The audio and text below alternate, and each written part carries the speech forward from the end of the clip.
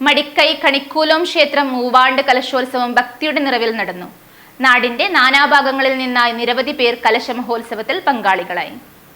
ഈ കളിയാട്ട കാലത്തെ ആദ്യ കലശമോത്സവം ചരിത്രപ്രസിദ്ധവും കാർഷിക ഗ്രാമവുമായ മടിക്കൈ കണിക്കൂലോം ക്ഷേത്രത്തിൽ നടന്നു.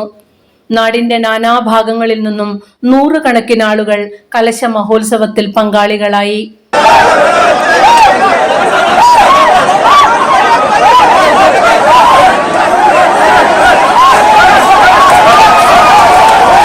രണ്ടാം ദിവസം വൈകുന്നേരം ക്ഷേത്രപാലകൻ കണിയിൽ ഭഗവതി തെയ്യങ്ങളുടെ തിരുമുടി ഉയർന്നപ്പോൾ മടിക്കൈ പെരിയാങ്കോട്ട് ഭഗവതി ക്ഷേത്രത്തിന്റെ കീഴിലുള്ള ഏച്ചിക്കാനം വാഴവളപ്പിൽ തറവാട്, കളരിവക രണ്ടും, മടിക്കൈ അഴകുളം ക്ഷേത്രത്തിന്റെ കീഴിലുള്ള പാടിയിൽ തറവാട് കളരി, അടോട്ട് പാടാർകുളങ്ങര ഭഗവതി പുതിയ സ്ഥാനം എന്നിവിടങ്ങളിൽ നിന്നുള്ള കലശം എഴുന്നള്ളത്തും മാണിക്കോത്ത് പുന്നക്കാൽ ഭഗവതി ക്ഷേത്രത്തിൽ നിന്നുള്ള മത്സ്യക്കോവ സമർപ്പണവും നടന്നു.